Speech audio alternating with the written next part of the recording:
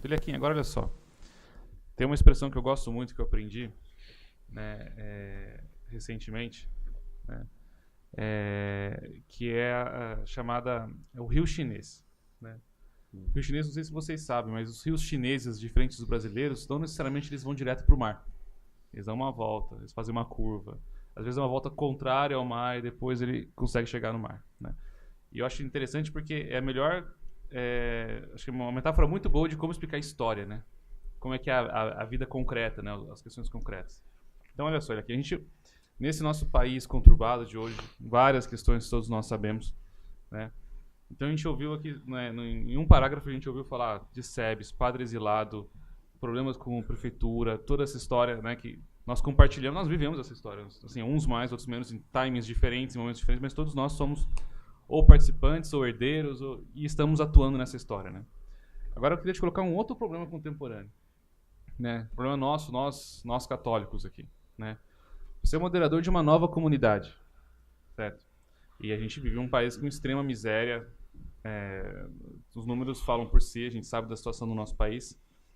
Você faz parte de uma nova comunidade. Uma nova comunidade que tem um aspecto contemplativo muito forte, né? Qual que é a parte de vocês na justiça social? Nós tivemos uma experiência de início também dentro da favela. Foi bem interessante. Foi na área, inclusive, mais pobre da favela de Heliópolis, que na época era o único lugar que poderia iniciar as atividades da comunidade. Isso há 14 anos atrás, vai fazer. 2003. Quando eu partilhava com a Ana Lídia esse processo que ela faz, eu compartilhei com ela isso antes e disse, olha, depois de muito tempo que a missão foi sendo desenvolvida, a missão que primeiramente é humana, e fundamentada numa passagem, inclusive do Evangelho do Filho Pródigo, ela segue exatamente, praticamente, os mesmos passos que você escolheu, baseado na doutrina social da igreja, para se realizar a missão. Devemos desenvolver o ser humano, iniciando a partir de um encontro com ele, individual. E tinha que ser individual, porque a ideia de tratar com o ser humano como se fosse um número, desde o princípio, começou a ser desenvolvida como algo negativo. O ser humano é uma pessoa. Então deve-se primeiro identificar a pessoa humana. Então isso foi colocado em primeiro lugar. E depois, seguindo a trajetória do filho pródigo, é preciso perceber a fome com que aquela pessoa vem ao encontro do pai. O pai sabe, está observando ao longe o filho que vem. E ele está atento à fome, à sede, às necessidades daquela pessoa. No começo, eu fiz experiências até mesmo radicais, assim, ainda, até mesmo sem muito discernimento. Eu lembro que nesses primeiros momentos, onde acolhi o morador de rua, sem muito critério ainda na época, e meio assim, impulsivo até pela idade, eu cheguei a colocar dentro de casa o morador de rua, para poder fazer o processo de acompanhamento com ele, para o desespero da minha mãe, na época. Depois que minha mãe o expulsou, literalmente, eu tentando evitar essa possibilidade, consegui colocar na casa da minha tia. Isso aconteceu, de fato. Na época foi uma experiência bastante interessante, porque ele também fugia, sumia, desaparecia. Aí tinha gente que parava de trabalhar para poder ir atrás da busca do fulano que estava desaparecido. E a gente ia debaixo dos viadutos. Literalmente, para mim foi uma descoberta, porque eu não sabia que existia vida debaixo dos viadutos. E existe, mas é interessantíssimo. Existe uma dimensão social imensa debaixo dos viadutos. A gente não faz ideia.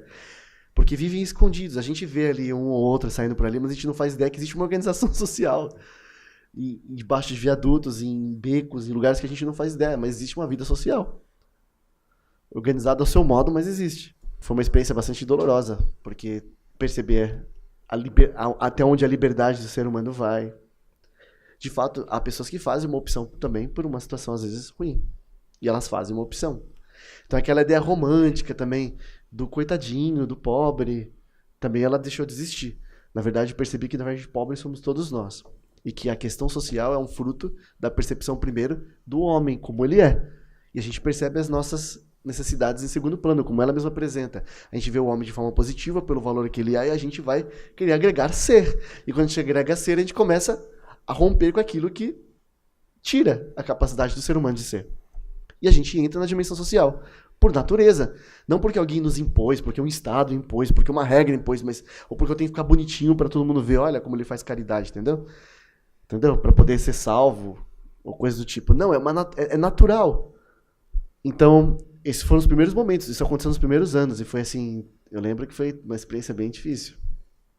Porque envolve várias coisas que a gente não faz ideia, que existem em dimensões sociais que eu não fazia também ideia na época.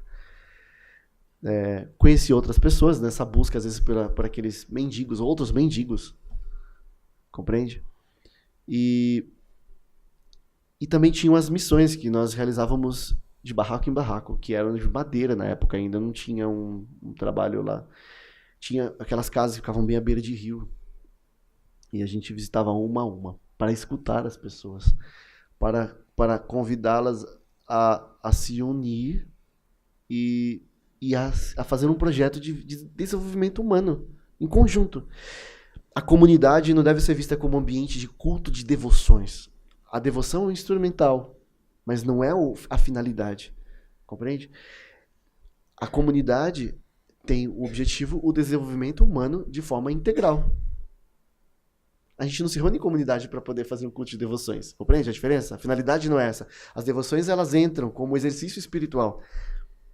Devoções que a gente aplica para determinada coisa ou outra, mas o objetivo principal é o desenvolvimento humano integral. A formação do ser humano, a cura da humanidade, a cura do ser. E depois, o ser que se encontra também dentro de um propósito, de um objetivo coletivo. Compreende? Que depois acaba desencadeando atitudes sociais. Na época, isso se desenvolveu dessa forma e a gente realizou de uma forma ainda desorganizada muitos encontros dessa maneira. E agregou muitas pessoas. Com o passar do tempo, a gente também foi, ainda no primeiro período, dos primeiros 7 anos, abrindo-se para também visitar com outras entidades que existiam, moradores de rua, que existiam em outras áreas de São Paulo. E a gente percebeu também que o espaço da comunidade, como nós dizíamos que os anseios são algo universal, independente de cultura ou de classe social, o ambiente comunitário também se tornava um ambiente multicultural. E os choques de culturas eram bem evidentes. São, ainda, até hoje. E eu percebo assim que aquilo que nos ajuda a superar os choques de culturas é perceber o ser humano pelo seu valor e pelos seus anseios, pelos seus desejos, como a Ana Lídia fala. E acompanhando pessoa a pessoa, ouvindo uma a uma. É mais trabalhoso. Talvez é por isso que não seja feito. Eu vou também dar a permissão depois de fazer uma pergunta para ela. Existe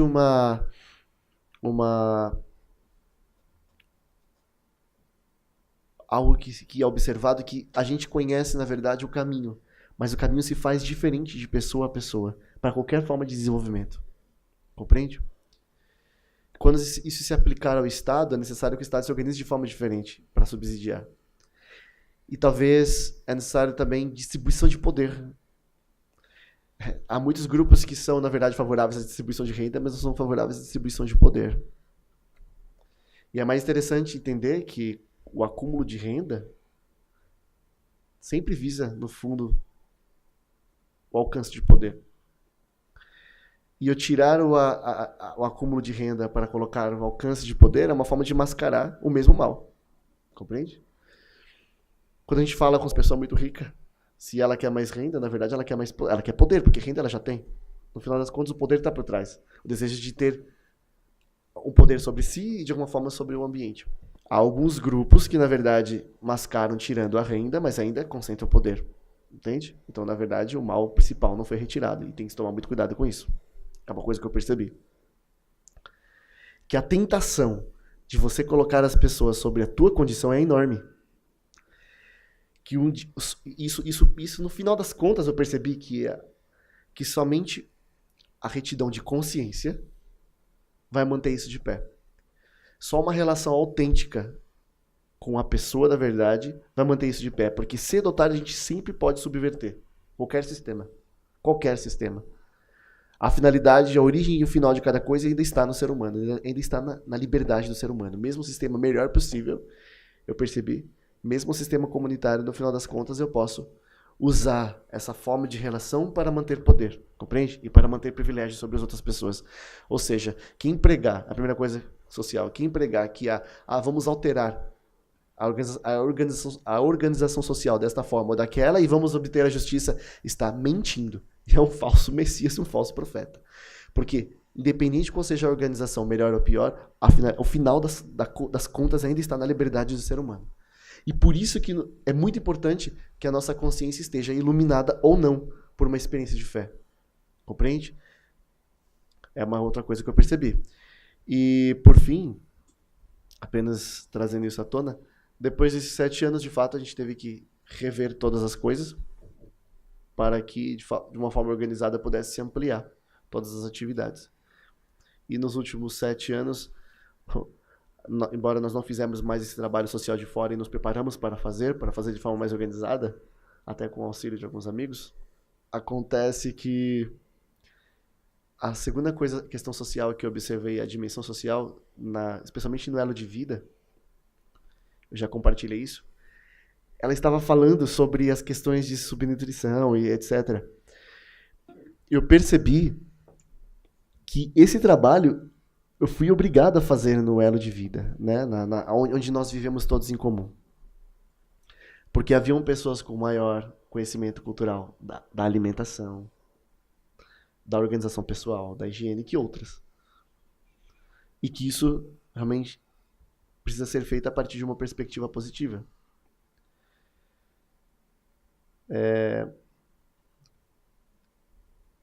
Eu gostaria de perguntar, na verdade, a ela, quando se trata de uma organização social tão ampla que é o Estado, é um país, é uma realidade bem diferente.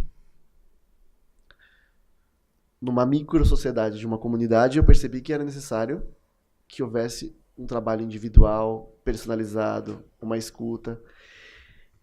Que pensamento de estrutura que você, Ana Lídia, enxerga que, como sociedade civil, devemos organizar para que isso aconteça? Não apenas em ONGs, mas de uma forma ampla para toda uma sociedade organizada. São vários aspectos. Me vem na cabeça de sopetão 2 aspectos importantes. O primeiro aspecto é a única possibilidade de falar em igualdade quando um tem conhecimento, vamos dizer, um conhecimento técnico, e o outro não tem conhecimento técnico. Eu sei como cura diarreia e a mãe não sabe, falando assim a grosso modo, como cura ou qual é a etiologia, qual é a causa da diarreia e a mãe não sabe. O médico diz, é isso que a senhora tem que fazer. A gente, no tratamento de criança obesa, está falando, não tomem refrigerante. Quem quer não engordar, não pode tomar refrigerante. Nem suco de caixinha, nem suco em pó. Eu tenho esse conhecimento. A maioria das pessoas no Brasil não tem esse conhecimento. Então, eu posso impor e dizer, faça o que eu mando, e isso não necessariamente gera mudança, nem autonomia. Ou eu posso me colocar ao seu lado. O colocar ao seu lado, ajudando você a solucionar os problemas, só pode partir do desejo. Eu vou usar a expressão que Giussani usa, desejo. Já estava conversando, quando a gente estava conversando sobre esse evento, Giussani usa, o padre Luigi Giussani usa muito a palavra desejo, porque retoma a etiologia dessa palavra, que significa em desiderium. Só para deixar assim, entre parênteses, ela está se referindo ao anseio. A palavra anseio por desejo, por essa razão que ela vai explicar. Desiderium.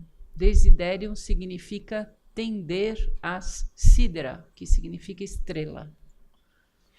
Então, o desejo do coração humano é chegar às estrelas, tender às estrelas. O que me coloca no mesmo ponto de igualdade com uma pessoa que não tem a mesma escolaridade que eu, que não tem as mesmas possibilidades que eu, e fez a vida inteira a experiência de humilhação, de impotência. Por exemplo, eu nunca poderia ter imaginado, até entrando em diálogo, muitos dos nossos pais não vão arrumar trabalho. Como é que a coisa pega? É uma coisa que eu nunca teria imaginado. Chega em qualquer lugar para você trabalhar no serviço de limpeza. O empregador vai dizer, preenche a ficha. Ele levanta e vai embora, porque ele não consegue preencher uma ficha. Não foi alfabetizado, ele é um analfabeto funcional, ele conhece as letras, mas não conhece o significado da frase inteira. Então, esse descompasso, ele já sabe que ele não pode entrar num shopping center. Ele já sabe, as crianças sabem que elas não podem entrar num shopping center, né? Então, pessoas que fazem, crianças que fazem essa experiência cotidianamente, o que tem em comum comigo? O desiderium. Eles têm a alma humana como eu, e a alma humana deles tem o mesmo, equivalente, idêntico desejo. De quê? De felicidade, de amar e ser amado, de verdade, de beleza, como falava o Eliakim, de justiça. Só neste nível eu não me esforço para descer ao nível dele artificialmente. Eu estou no nível dele. Naturalmente, é uma estrutura natural. O meu coração é igual ao coração dele. Uma vez uma senhora me falou, a gente também gosta de coisa bonita. É uma tristeza, muitas vezes, ver que os negros têm como padrão de beleza as mulheres loiras, né? Porque a beleza é também cultural, né? A sociedade ensina aquilo que é belo, né? Tanto é verdade que a gente usa roupa de um determinado jeito, ou numa determinada marca, porque culturalmente aquilo é sinônimo de beleza, né? Cultuado como beleza. Mas no nível não da expressão da beleza, que pode ser, portanto, determinante cultural pela cultura, mas no nível do desejo. Então, o que me permite entrar em relação com o outro é o desejo. O diálogo do desiderium. É. Do anseio de um O fazer outro. vir à tona o que aquela pessoa deseja. Que ela própria possa, que ela ajudar aquela pessoa, e eu não faço isso sendo paternalista ou maternal ou o que for, eu faço isso simplesmente compartilhando com ela o meu anseio, o meu desejo, a minha necessidade, outra palavra que Jussani usa, a minha exigência de beleza, de justiça, de verdade. Eu preciso, para viver, ser feliz. Quem acorda de manhã dizendo, tudo que eu queria hoje é ser infeliz? Tudo que eu, de fato, desejo é sofrer. Não há nada mais desumano, inumano do que isso.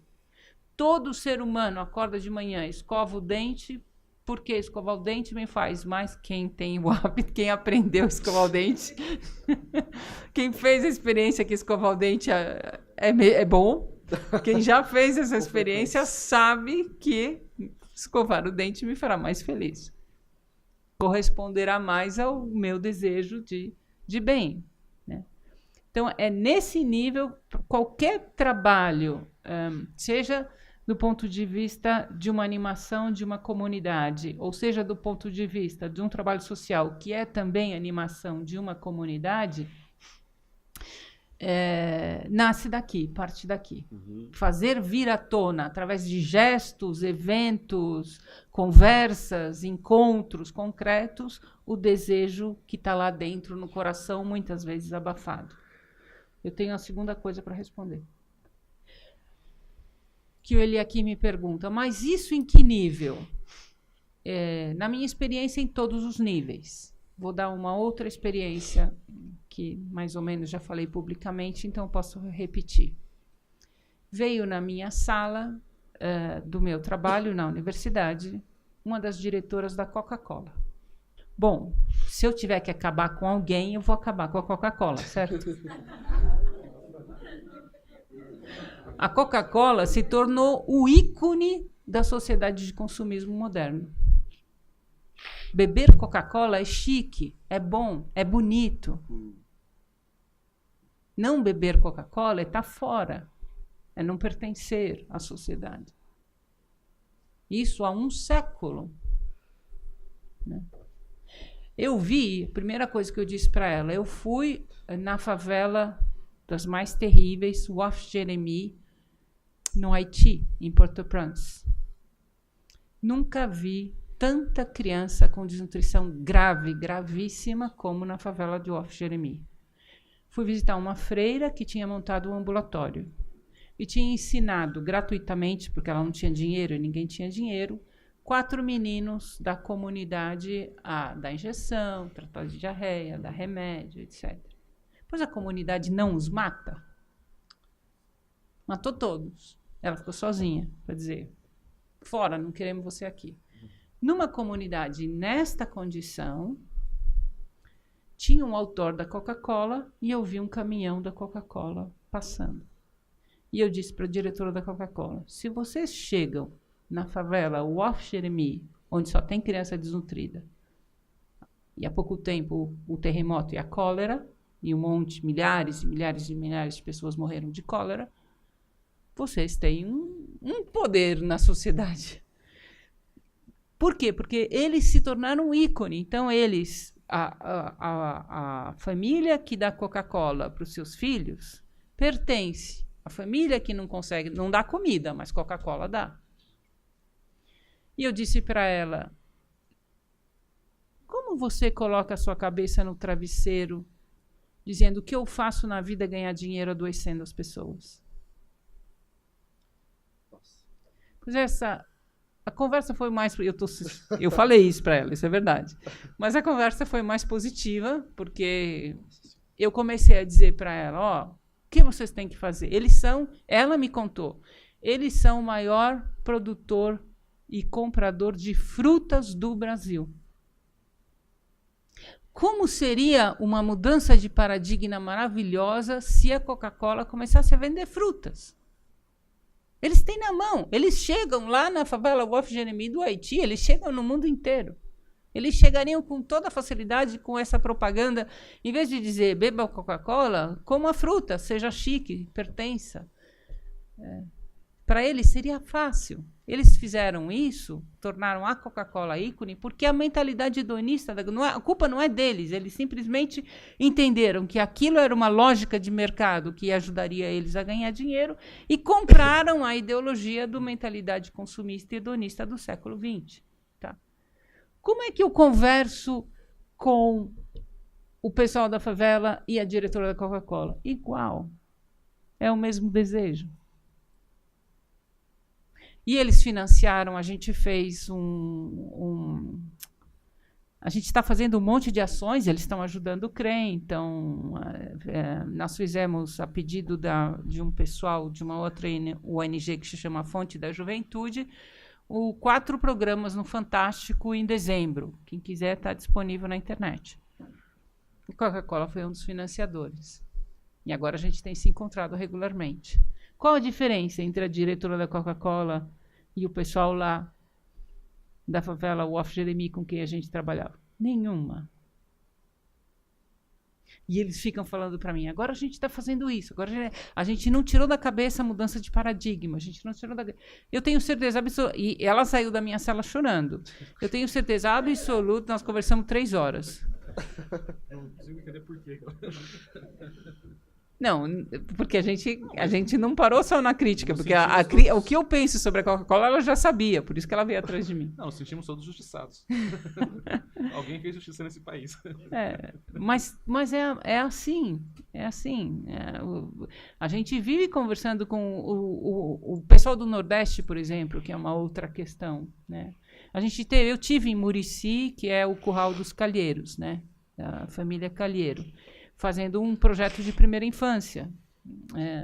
A cidade de Murici, em Alagoas, é a cidade com o maior número de assassinatos, terceira cidade com o maior número de assassinatos no Brasil. Então, as pessoas são sempre pessoas. Elas precisam de alguém que diga, olha, o desejo que você tem de bem, de beleza e de verdade fará você mais feliz. Te ajudo, vamos junto. Eu acho que todos nós temos, assim, perplexidades, né, na relação entre como compreender a pobreza, como compreender, né, embora eu sou moderador, mas eu queria só compartilhar um caso bem rápido, assim, né. São 3 fatos rápidos, assim, que contribuíram muito para minha formação, né. Minha família também colocou uma moradora de rua em casa, né. E era uma moradora de rua que, inclusive, tinha assassinado um outro morador de rua que era amigo da família, né. No fervor da vida, e da conversão e querendo ajudar as pessoas e tal, colocamos essa senhora em casa. Não bastasse fazer isso, aí vem, né, as lições aprendidas, né. Coloquei a minha namorada, né, que hoje é minha esposa, né, na época, para dormir junto com ela no quarto fechado, coitado. Nunca se rezou tanto para São Miguel Arcanjo. Mas foi uma experiência, depois só como uma curiosidade, assim, né? Uma outra curiosidade também nessas experiências, eu achei interessante uma vez. Eu fui participar de um trabalho com as irmãs de Santo André e os irmãos de TZ em São João da Boa Vista. E aí uma das atividades era visitar uma fazenda onde tinham casas em situações de pobreza, né? E fizeram um sorteio, quem vai para cada casa, e eu caí com a casa grande. Eu fiquei muito chateado. Falei, poxa, eu vim aqui trabalhar com a pobreza e me mandaram para a sede da fazenda, né? Fui falar na sede da fazenda, o pessoal deprimido, triste, um clima de morte, uma coisa terrível. Eu falei, nossa, mas realmente eles são piores do que, né? E aí, coincidentemente, na volta, passei numa casa que era uma das casas supostamente pobres, né, que a gente ia visitar. E na saída, né, coincidiu de encontrar outro grupo. Aí o dono da casa falou assim pra gente, olha, você só dá licença pra gente agora que a gente vai ter que sair porque a gente tem que ajudar os pobres, né? Eu falei, mas você não era o senhor pobre, né? Então, essas perplexidades, né? E uma última perplexidade foi uma vez com a Aliança de Misericórdia, né, construindo uma creche na favela do Moinho. Estávamos lá todos, né, empolgados, construindo uma creche, né, trabalhando. Alguns trabalhando mais, outros trabalhando menos, porque também a virtude se mostra nessas horas, né? Alguns gostam de conversar com as lideranças locais e outros gostam de levantar tijolo né, são perfis diferentes, né, de colaboração. E eu estava, né, felizmente, entre os que estavam carregando as coisas. E estava todo feliz, olha, estou aqui ajudando e tal, não sei o quê. E de repente eu me dei conta que o chefe do tráfico estava jogando bola na nossa frente, vigiando a gente. Eu falei, mas eu virei refém do tráfico, eu vim aqui ajudar, né? Então, assim, como que é complexo, assim, né? E as pessoas são pessoas, né? Eu acho que essa é a grande, é simples, né? E é profundo ao mesmo tempo, né? As pessoas são pessoas, né? Essas coisas são meio artificiais, a gente acaba criando a cultura, enfim, né? Mas pronto, eu já falei demais. Eu posso contar mais um episódio sobre essa coisa do tráfico? A gente ajudava, né? Dava supervisão da parte de nutrição, uma creche num morro no Rio de Janeiro.